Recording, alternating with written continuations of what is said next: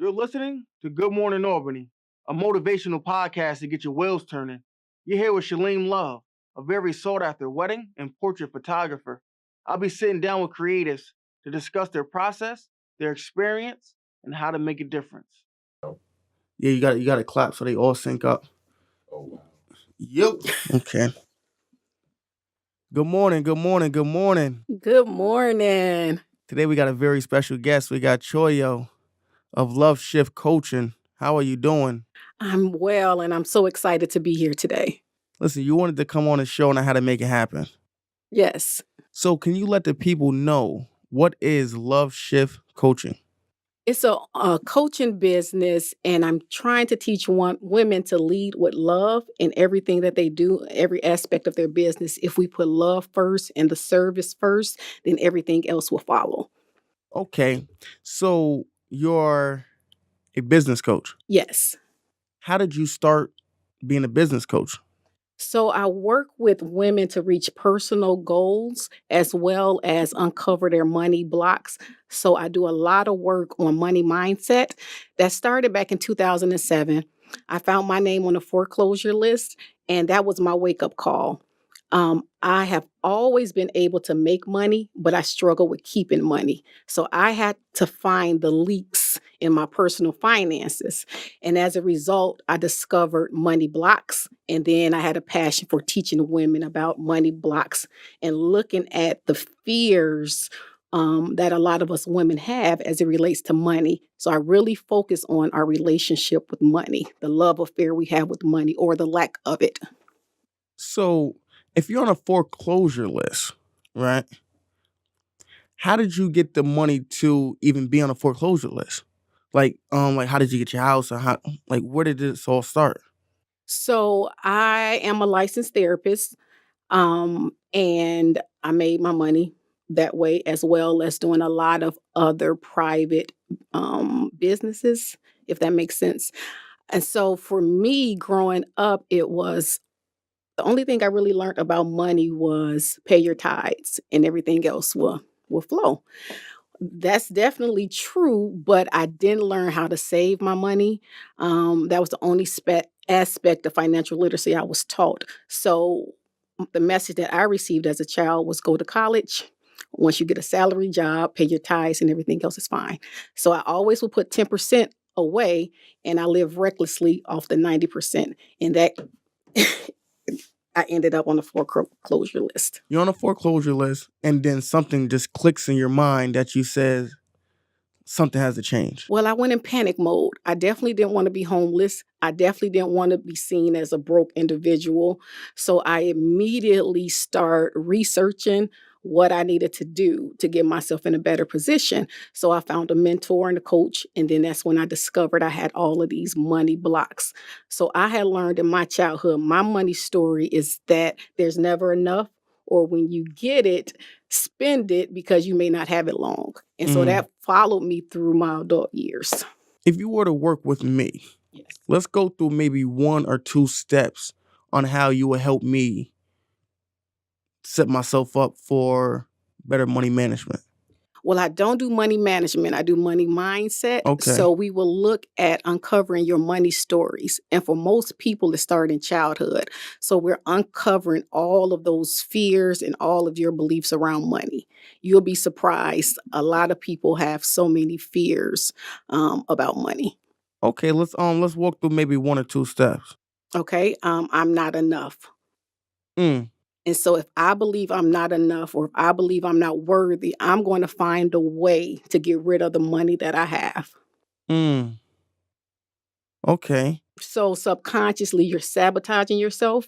What drive did you have inside to say, I'm gonna first fix myself and then help others fix themselves? Well, mainly, I'm a Christian, and I believe we're God's highest form of creation. And I just don't believe we should live the way that we're living. And it's no fault of anyone. Schools didn't teach us anything about money. My parents didn't teach me anything about money. I'm going to all of these like mastermind classes and I don't see a lot of African American women represented there. So that really like frustrated me because I felt like we were being left behind again. So I'm really trying to take this message to the African American community. How many women have you helped so far and in what time span? It's been over 100 women. I've been doing this for the last 3 years now with the money mindset piece. I mean, that's beautiful. Yes. So if someone is listening or if someone is watching, how can they find you? ChoyoDaniel.com, and I'm on Facebook, Choyo Wilson hyphenated Daniel. Did it take a lot of money to get this business started? So in the beginning, I tried to bootstrap it and I was trying to do everything on my own, trying to piece it together. And if I knew what I knew now, I would have hired a mentor and a coach back then because they already have the blueprint. So I wasted a lot of time, energy, and money trying to figure this out on my own when I could have just spent the money on a mentor or coach and been a farther along than I am. So, like, what was the initial setup fee or the initial investment? So I started a nonprofit in 2007, and that was around $2,000. And then from there, I guess monthly, I would spend about $800 a month just getting the legal structure set up and everything that I needed to get the business off the ground. Okay. So when you say a non-for-profit, how does one start a non-for-profit? I filled out the application on the IRS website. I had a vision and I wrote a mission statement. It's a long process, but I was willing to put in the work so I can get my service out there in the community to people who was less fortunate and couldn't afford the traditional programs. All right. So this one is for me. What does a non-for-profit really mean? Because like when you say non-for-profit, it's obvious that you work, you put your time in. Like, do you get paid? Do you not? Like, I don't really know how it works. Well, some aspects, I have many umbrellas up under that non-for-profit, but the main component, I get grants and the grant funding pay for my service to deliver it to other people who can't afford the program. Oh, okay. Because I really like never understood it. Okay, so you have the non-for-profit. You start out with $2,000. You make that investment. You go on, and now you're helping over 100 women. What is the plan for the next 5 years?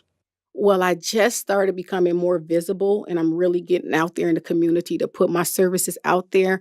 I'm trying to be a multi-million-dollar businesswoman so I can take this message all over the world. I'm doing more mastermind groups. I'm doing a lot of workshops now, and I have increased my services. I'm doing like 3 different programs now for women, all online.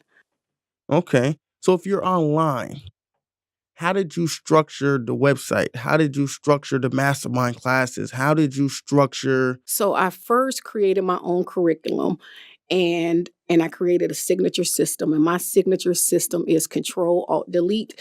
And what I want, it's like a mindset hack. So if you have a result in your life that you don't like, I want you to immediately think about Control Alt Delete. And with Control Alt Delete, I want the woman to control her focus. Her focus shouldn't be on her present results because that can depress some people. Her focus should be on the bigger picture, the ultimate goal. So if we can get her to control her focus, alter her image, because we think in images. So if she can alter that image, not by the current results, but the image of that vision that she wants, and then delete unhealthy actions. And so that was my signature system. Once I got that signature system together, then I created funnels, Facebook ads, and word of mouth. Okay, so are you computer savvy? I'm learning.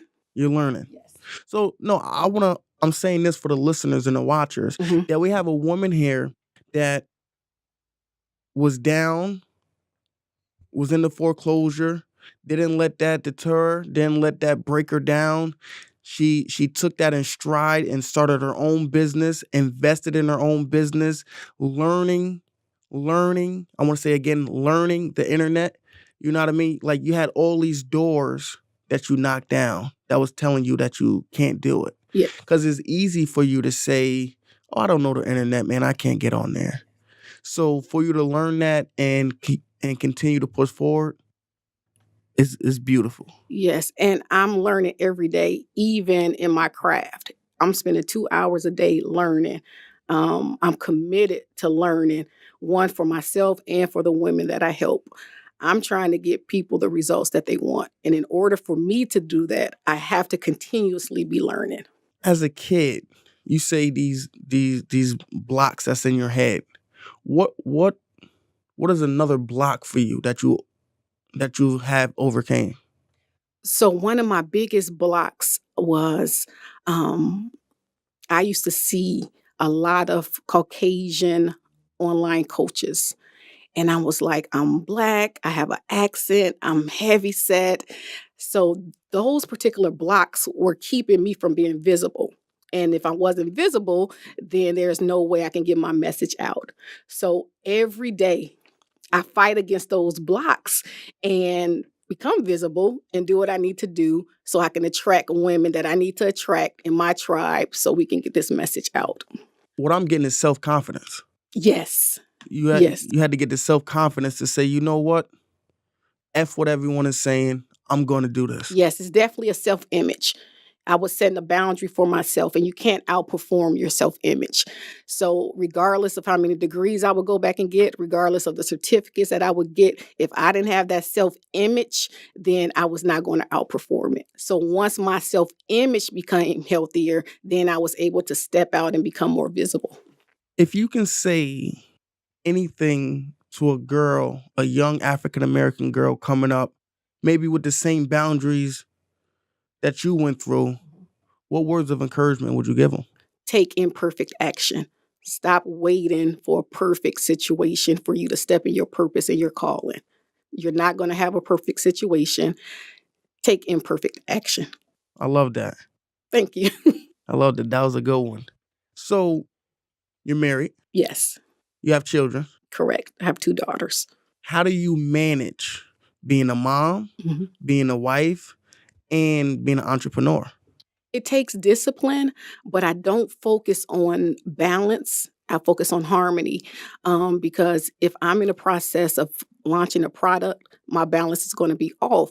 So if I have 2 hours to dedicate to my household, I'm going to be present with them for 2 hours. I'm not going to be on my phone. I'm not going to be taking notes. I'm going to be present with them. So it may only be 2 hours with them and 8 hours on the business stuff, but they understand that when we're launching products, it's going to be off a little, but we're going to be in harmony. Okay, I love that. So now, how do you balance? You say harmony, but I'm going to go back to balance. How do you balance being a wife and an entrepreneur? Well, I think you have to be a strong man to date an entrepreneur or be married to an entrepreneur because with my brain, I'm always thinking and creating, and my husband gives me that space. He allows that. So if I need to go off and do some writing, he's going to take care of the kids. So it's just really having a strong husband that understands the mindset of an entrepreneur. How do you, because you want to be a millionaire. Yes. You want to be a millionaire business. So you may, if not now, at some point be the breadwinner between you and your husband. How does he deal with that? Well, I tell him all the time I'm going to retire him. He's so supportive of that. And that has never been an issue. It's not who makes the money, just as long as the money is there. Okay. I love it. I love it. So I'm going to retire my husband. I love that. So being a strong Black woman, being an entrepreneur, how do you deal with maybe the looks and the snobs that you get from men in higher places or lower places, just in general? Like with everything else, it doesn't fade me at all. I can't waste my energy on that. I'm too focused at this point in my life to be concerned about other people's thoughts and opinions, I just can't waste my energy on it. I I love would it. love to be liked by everyone, but the reality is people don't like you. I just can't focus my energy on that. Everyone's opinion doesn't matter. And two, I think it's important to have your support system. I have a mentor, I have a coach. So if I'm feeling any type of way, I bounce that off of them. In order to be $1 million individual, $1 million business, I know more than a lot has to go into it. Like, how do you become $1 million individual? First, I have to see myself as the $1 million businesswoman. And then being a $1 million businesswoman, I'm working smarter, not harder. So I'm not putting in more work than I would do at a 40-hour-a-week job. I'm thinking smarter. I'm creating premium prices for my packages. I'm giving tons and tons of value. So I can actually get to that $1 million a lot quicker than I could if I was doing a job 40 hours a week. I like to say that we live in a product-based world. And I tell people, if you're just trading your time for money, it's damn near impossible to be rich. Because you run out of time. So the products that you're talking about and the services that you're talking about, can you break down the need for products if you want to be rich? The need for the service, there's a huge demand for money mindset work. We're talking, and of course, I'm saying money mindset, they come in for that, but we do so much more than focus on money. We're focused on forgiveness. We're focused on love. We're focused on relationship. So the need is there. So as long as the need is there, the compensation is there as well. So what is your plan for your kids with the business that you have now? So my oldest daughter, who is 12, she's an entrepreneur as well. She's a published author. So we're really trying to build her empire as well. She does a lot of coaching around bullying and kids being bullied. So, and I work with her daily on her money mindset, getting her comfortable with money, getting her comfortable to ask for the sale. So she's going through this process with me. My youngest just turned 3. I'm not fooling with her. Okay, I love that. I love to see that you're not only setting yourself up for success, but Yes. your whole family. Correct. You want to retire your husband. Yes. Your daughter is ahead of the game. Yes. And then the youngest one will come when it's time. Yes. Yes. If you reach that $1 million mark, what's next? Another $1 million. I love it. And for me, the more money that I have, the more services I can provide. I love people and use money. So in order for me to continue to service people and bless people, I have to have the money. And if I don't have the money, I can't do what I believe that I was called to do. Okay. I love it. I mean, we covered a lot. And I just like to break down how people started, why people started, to let the listeners and the viewers know that it's possible. So if you guys are listening and watching, this lady was like down. She didn't let that break her down. She continued to push forward, and now she has $1 billion mindset. She says 1 million, then another million. I say 1 billion. Yes, I received that. She has $1 billion mindset. It all starts up here. If you believe you can do something, then 9 times out of 10 you will. Yes, and I think a lot of people look at their present results, like the negative bank account or the low bank account, and they allow that to keep them stuck. So if we don't have clear, defined goals, we will allow our present results to keep us stuck. So we have to have a vision for ourselves, a vision for our life. And that vision will take us past the negative bank account or the low balance in the bank account. So how do you feel about credit? Like, not too long ago, I had crappy credit. And I've learned the only thing that is passing is time. So, like you said, I was stuck in a negative mindset, like, oh, my credit score is low, it's never gonna be high. So I went out and I got me a secure credit card. for $500. And then they say, all right, in like 6 months, we may unsecure it. Within 3 months, I was getting new credit cards from different people because my score was going up. And I'm saying to myself, the only thing passing is time. Why would I stay in the place that I am now? And they're like, build your credit, build your credit, build your credit. And the only thing passing is time. So if you start today on building your credit, if you start today on going to school, I went to YouTube University. So if you start today on YouTube, on your business, a year from now, 2 years from now, 3 years from now, you'll be that much closer to your goals. Yes. And if you get a mentor and a coach, because they have the blueprint, they're going to save you half the money and the time because they know exactly what you should be doing based on what they have already done. I mean, I love it. I think we covered more than enough, but I want you to let the people know, where can they find you again? ChoyoDaniel.com, and I'm always on Facebook. Choyo Wilson hyphenated Daniel. And Love Shift Coaching. The business one more time. Love Shift Coaching. Come on, man. We got Choyo. She came, she saw, she spoke, she conquered. Now, definitely thank you for taking the time to come on out. Thank you for having me. You know what I mean? I learned a lot. Great. And I'm gonna be picking your brain. Don't worry about it. Yay. Thank you. Thank you. Have a good day. You as well. That was